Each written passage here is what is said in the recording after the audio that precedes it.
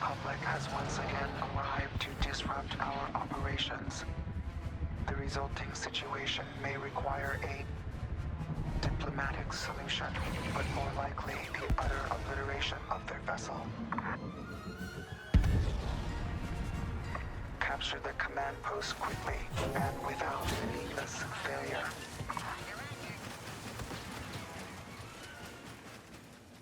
Good day everyone, my name is Captain Jack and welcome back to the channel. Today, as you can see, we're checking out Star Wars Battlefront 2 once again. It's been quite a while since I've set foot in the game. Admittedly, I did get quite bored of it. The content wasn't exactly overwhelming and kind of just tired me out. So I took like a bit of a long break from the game. But today is the release of a brand new game mode. This is the giant game mode, or the linear game mode, I think they called it during the E3 presentation. It has finally arrived to us today, March 26th, 2019. It was a bit delayed. I believe it was meant to be the end of February, but they pushed it to March. But I think it was worth the wait.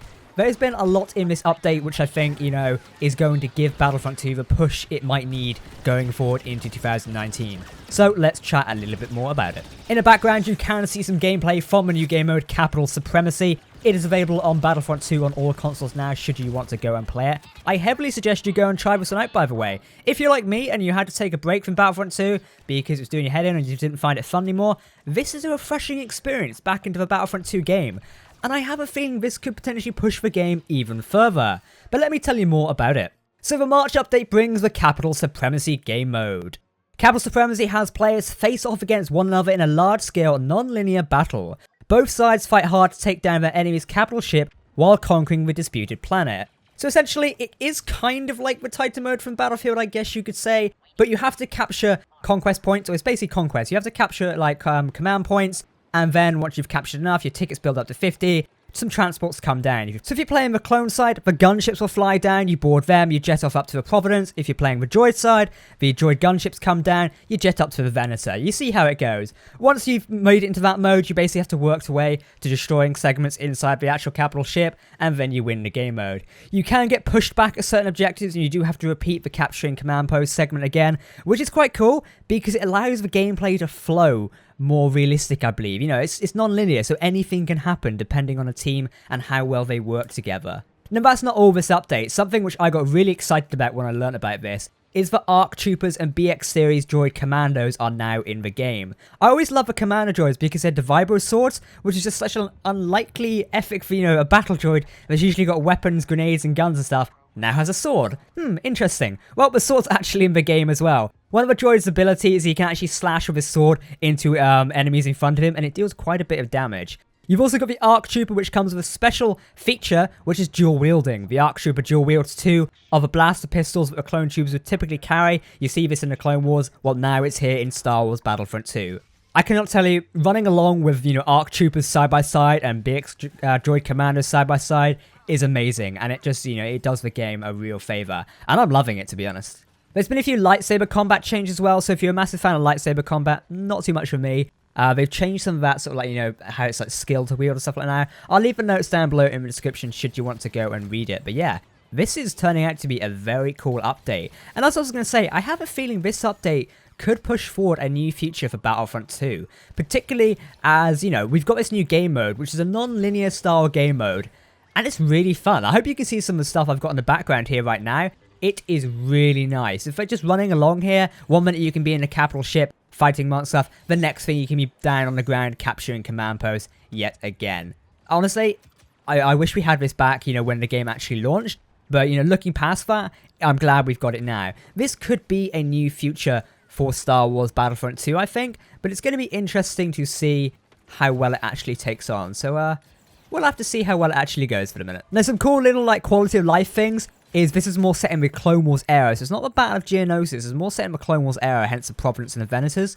Now, the AATs also have their Clone Wars skins as well, so the CIS skins. If you remember in Episode 1, Star Wars Episode 1, the AATs had that sort of, chromish, not a chromish, sort of goldish skin, I guess you could call it. I've forgotten the name of it. Bronze, I guess. Maybe bronze? That might be the colour.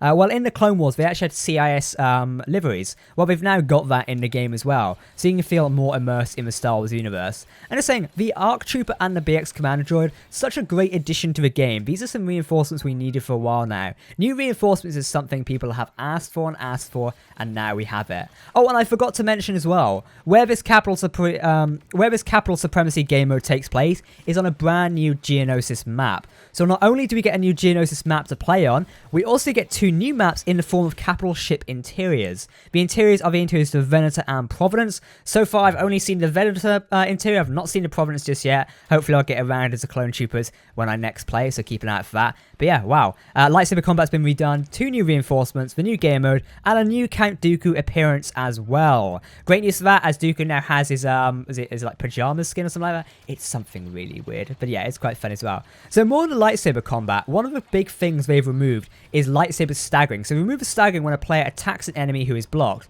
So that's now gone. You won't focus that on anymore, which is good because I find that really annoying when playing as lightsaber heroes. And after being hit once, a hero will not be staggered, so like stun locked, for 0.8 seconds. Which is amazing. So hero can no longer attack with no stamina as well, and there's no more infinite blocking. So they've really changed up the lightsaber gameplay, and hopefully for the better. So I can't wait to see how well that actually goes and how well it fits. It's going to be quite nice. Further, inside the Separatist Dreadnought, again with the liveries, you will see the MTTs painted with a Separatist grey and blue colour scheme. I can't wait to see that, to be honest. So more of a new map as well. I'm just reading over some notes as I go with this.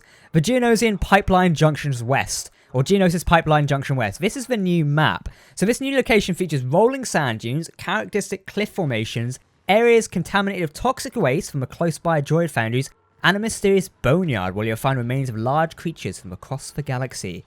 So it does sound pretty cool. Now regarding to battle point stuff, to play as an infiltrator, which is the ARC Trooper or the Commando Droid, it'll cost you 2,000 battle points. That's half the cost for a hero, which is 4,000 battle points. So there you go. Good news as well, if you like me and you hate starfighters on the ground, sometimes, there are no starfighters in Capital Supremacy, so you can enjoy running along the ground and blowing up drones or droids. It's quite funny, and I definitely recommend it. Anyway, I want you guys to jump into the game and let me know what you think of it, because it really is quite cool. I'm probably going to be playing more of this online and such like that, because I'm loving it at the minute. This is like a fresh new experience into the Battlefront 2 universe. My only concern so far, yep, I have to chuck one in, is how far this is going to last. Because at the minute, we only have one map, not counting the internals of the Venator and Providence, because I don't technically count that. There's only one map for this game mode, which is Geonosian Pipelines West.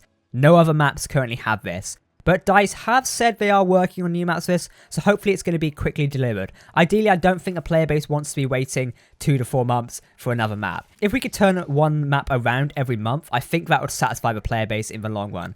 But we will have to see. Well guys, in the meantime, I have been Captain Jack. I do hope you enjoyed this video and welcome to Star Wars Battlefront 2. It's a fun game. Remember to let me know your thoughts on the new Capital Supremacy game mode down below in the comments. Thanks for watching and I'll catch you next time. Goodbye.